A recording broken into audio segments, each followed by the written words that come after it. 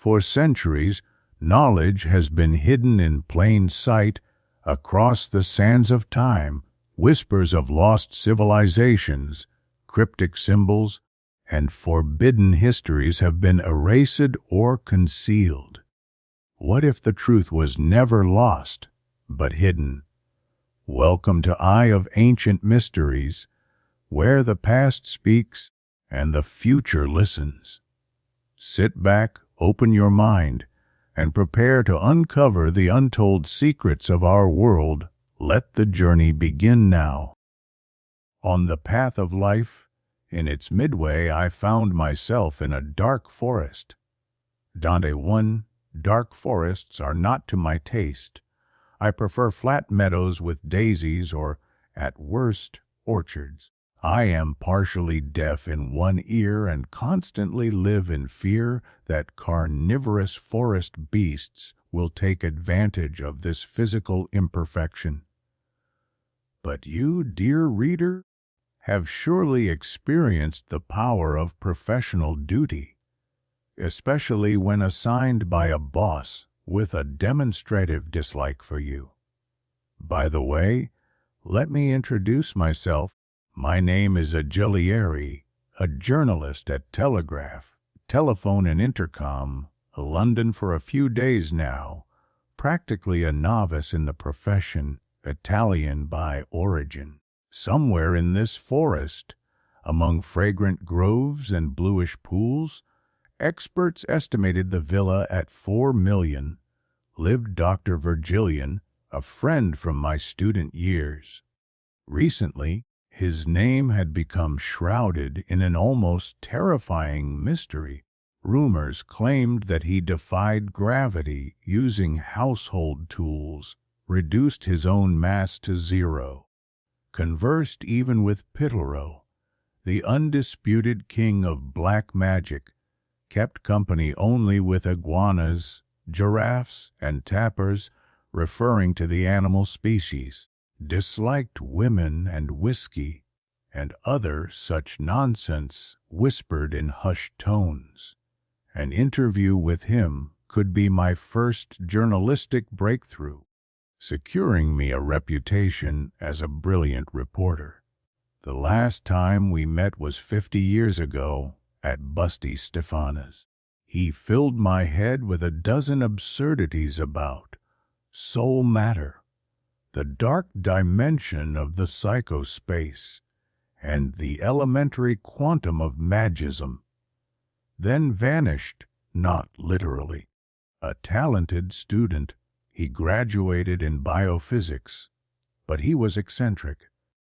His old landlady claimed that devils held meetings and friendly breakfasts in his room, wearing old tennis sneakers.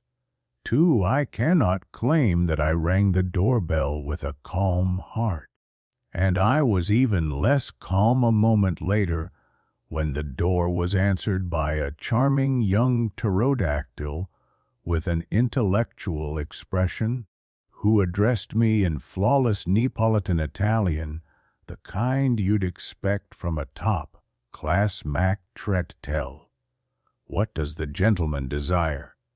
I, of course, could have replied that, above all, I wish to speak to any representative of the species Homo sapiens, but my upbringing as a purebred gentleman did not allow such rudeness. The pterodactyl might have been female. I wished to see Dr. Vergilian. The massive iron door nearly took off the protruding part of my face, but I was saved by a mouth. Yes, an entirely ordinary mouth with a sparse mustache, which, by some unknown means, emerged from thin air and hovered humbly about 1 meter and 60 centimeters above the ground. Why and to whom am I needed? The mouth asked. To me, I blurted out like a fool. Half a span above the mustache, a pair of curious eyes appeared, examining me attentively. "Why, this is Agilieri himself!" The man who once wrote poetry about the lost romance of street organs. Let him in, Saint Amelia! Saint Amelia, the pterodactyl, took me by the hand and obediently led me inside. 3. I could tell you many things that would make the hair of any normal person stand on end. I could describe the delicious lunch of horseshoe locusts hunted by our familiar Saint Amelia, the housekeeper, or the literary musical performance held in my honor, featuring 5 nimble young tapirs forming a pyramid while the library cabinet recited Villon. The rain has long since washed us clean. The sun scorches when it does not pour. Ravens had driven their beaks so keen deep into our eyes, like arrows of war. But when a male choir of 90, 9 low, quality electric generators took the stage and began singing Peruvian folk songs, I couldn't take it anymore. "This is absolute hell," I shouted. "Oh no! Hell is next door." Dear reader, by then several empty bottles of pure Burgundy wine lay scattered on the floor, and the mood had reached the level where halos usually hover. Thus I could not resist, forgive my recklessness, blurting out "Really? Then let's go." I vaguely remember entering a chamber labeled Utatron, donning some gleaming suits with many wires. Then something clicked, something buzzed, colorful spirals swirled. A strange smell filled the air, for it smelled of tar and resin. When I opened my eyes, I found myself in a long dark corridor. Along the walls stood meticulously arranged cauldrons, deep and covered in soot. Screams echoed, chains rattled. Black hairy creatures circulated, wielding large wooden forks. Shush! They were devils! They had 14-centimeter horns, delicate little hooves, and tails adorned with fine, even hairs just like those on a lady's nutria fur coat. Above a doorway a large sign read Aliodo Meti I He Sol Seku Izaliar, abbreviated Ale 9th Sector, and next to it a slogan, "Let no worthy material escape to purgatory."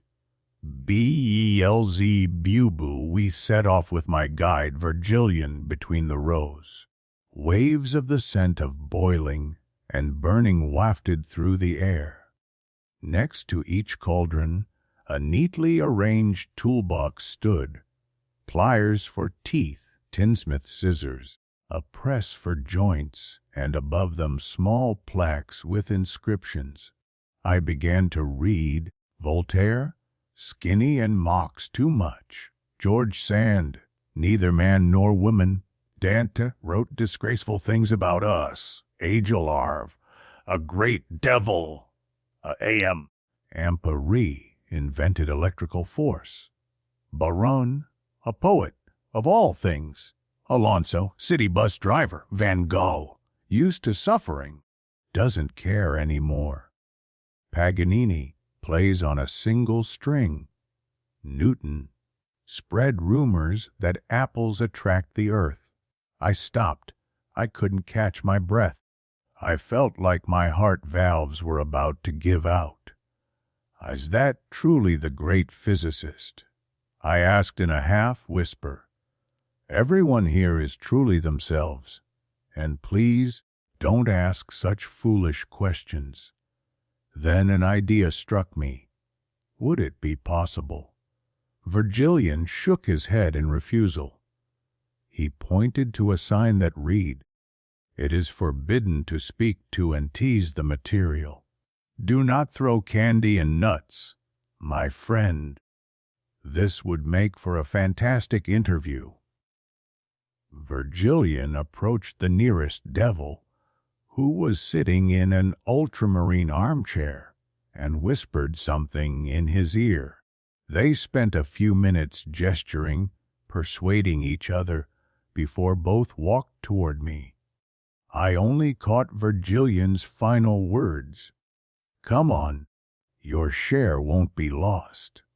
5. With a well-practiced gesture, the devil dipped his long fork into the water and vigorously stirred it, just like the baker Giovanni from my childhood neighborhood used to mix boiled bagels. Slowly, and with great reluctance, the very Newton himself emerged from the tar. I recognized his face from my high school physics textbook. Out of respect, I had to speak first. "Sir, I thought you were dead," I muttered like a fool. Then he started laughing, widely and heartily. Ordinary readers, popularizers, physicists, and other scientists know this and spread the word. Isaac Newton has a deep, slightly weary voice and a pure, contagious laugh. I have been dead for 2.5 centuries, and this fact is beyond doubt even for me. But are you alive? The question was fired with such directness that, for a moment, I couldn't process it. Was I alive? With the same logic, anyone here could claim to be alive. Can someone truly be alive if they are in hell? I looked at Vergilian, and he nodded affirmatively. "I think so." "Why?" "Just curious." And again he laughed bright and full. A few heads popped up from the neighboring cauldrons. "At first it's hard to get used to. Now, let me guess. You come straight from the 20th century and back in old Europe. You don't have a meter by 2 plot, a cross, or a humble epitaph from good friends." I began rummaging through my memory, wondering if I actually did have a grave, a cross, or an epitaph. I couldn't remember. Yes? There must be some misunderstanding. I started hesitantly. I really did come from the 20th century. In fact, I remember being there just yesterday, having ham and eggs for breakfast. You don't believe me? For lunch, I had spaghetti with tomato sauce. Exceptionally delicious spaghetti. I came to visit Vergilian, where the tapirs were making pyramids. After that, I crossed the dimensions. Enough. Isaac Newton, may not understand spaghetti or the geometric formations of tapirs, but I do understand space. I was the first to connect time and space. Don't forget. These so-called crossings, they're just tricks and nonsense. You don't believe me. Listen. There are radios, televisions, coffee vending machines, electricity. You turn a knob and light floods the room. 50 watts, 100 watts, 200 watts, whatever bulb you have, and so much more. Trams, airplanes, steak grills, mixers. We even have interplanetary ships. What ships? From Earth to the Moon, maybe to Mars, traveling from planet to planet. In time, there will be a Luna Park on the Moon, wrote the Times. Young man, there can be no park on the Moon. There is no air. And how, according to your claims, do these interplanetary carts move? With rocket engines, until they break free from Earth's gravity. Then, by inertia, there's no resistance, so the body maintains a state of uniform motion. But that's my law. Do you hear that? They reach other planets by my laws. And what about force? What happens to force? Force is still the same. Ftama. And people still remember that. They still know it. Even children know it. Impossible. Admit it. You just made that up. How could children know? That's advanced mechanics. Tell me, do the living in the 20th century still know who Isaac Newton is? Everyone knows. Do you hear that, old devil? They all know who Newton is. The living still remember me. Every day they say Isaac Newton. Everyone, even children. Let it be the children. What's wrong with that? Let even the children know. And they fly, you say. And who gave them the laws? Isaac Newton! That is. What about light? Tell me, is it waves or particles? Waves. Really? Well, I suppose even I can make mistakes. You know, I was the first to split light, band by band, from red to violet. I hesitated. Maybe it really was waves, I thought, but Huygens always annoyed me. Waves, you say? We set off with my guide, Vergilian, walking between the rows.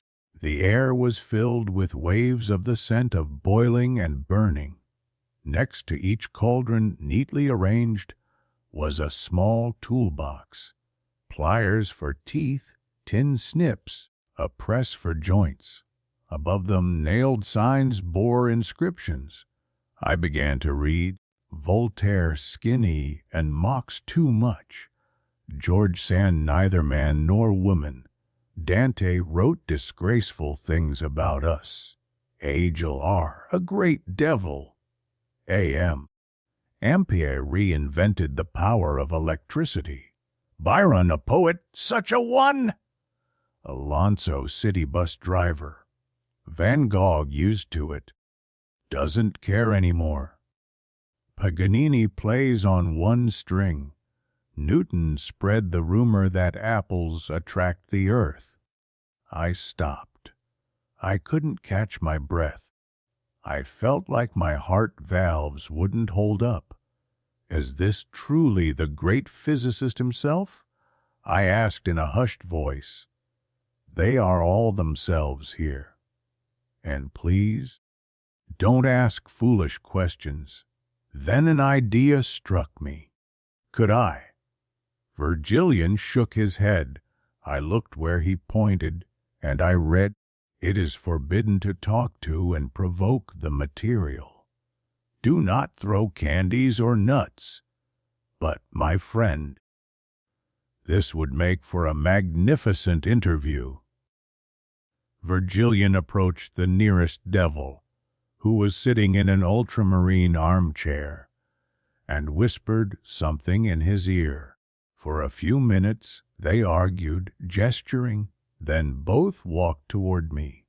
I caught only Vergilian's last words. Hey, your share won't be lost. With a well-practiced gesture, the devil dipped his long fork into the water and vigorously stirred it. It reminded me of my childhood, when our neighborhood baker Giovanni stirred boiling bagels. Slowly and reluctantly, from the tar, rose none other than Newton himself, recognized his face from my middle school physics textbook. Out of respect, I had to be the one to speak first. Sir, I thought you were dead. I stammered like a fool. Then he burst into laughter, deep and infectious. Ordinary readers, popularizers, physicists, and other scientists, I tell you I heard the voice of Sir Isaac Newton himself. Know this, remember it, and spread the word. Isaac Newton has a rich, slightly wary voice and a pure, contagious laugh. I have been dead for 2.5 centuries, and even I have no doubts about that fact. But are you alive? The question was fired at me with almost boyish directness, and for a moment I couldn't grasp it. Was I truly alive? By the same logic, anyone here could claim to be alive. Could someone really be alive while standing in hell? I glanced at Vergilian. He nodded affirmatively. I believe so. Why do you ask? Just curious. And again, he laughed loudly and heartily. A few heads emerged from the neighboring cauldrons. At first, it's hard to get used to. Next, you'll tell me you come straight from the 20th century, and that in old Europe, you don't even have a grave, a cross, or a modest epitaph from dear friends. I started digging through my memory, wondering if I really had a grave, a cross, and an epitaph. I couldn't recall. There must be some misunderstanding. I hesitated. I do, in fact, come from the 20th century. I even remember yesterday. I was there in Europe. In the morning, I had ham and eggs for breakfast. You don't believe me. For lunch, I had spaghetti with tomato sauce, exceptionally delicious spaghetti. I came to visit Vergilian, where the tappers were making pyramids. Then I crossed space. Enough. Isaac Newton, may not understand spaghetti and tapper geometry, but I do understand space. I was the first to link time and space. Don't forget that. This crossing space talk is just tricks and nonsense. You don't believe me? Let me show you. There's radio, television, vending machines for coffee, and electricity. You turn a switch and light floods the room. 50 watts, 100 watts, 200 watts, whatever bulb you have, and many other things. Trams, airplanes, steak grills, mixers, even interplanetary ships. What kind of ships? From Earth to the moon. Maybe even to Mars. Travel from planet to planet. Soon there will be a Luna Park on the moon, wrote the Times. Young man, there cannot be a park on the moon because there is no air. And tell me, how do these interplanetary carriages move? With rocket engines, until they break free from Earth's gravitational pull. Then, they move by inertia. There's no resistance, so the body maintains uniform motion. But that's my law. Do you hear that? They travel to other planets using my laws. And what about force? What happens to force? Force is still the same. Heftama? And people still remember that. They still know it. Even children know it. That can't be. Admit it. You just made that up. Children, that's dynamics.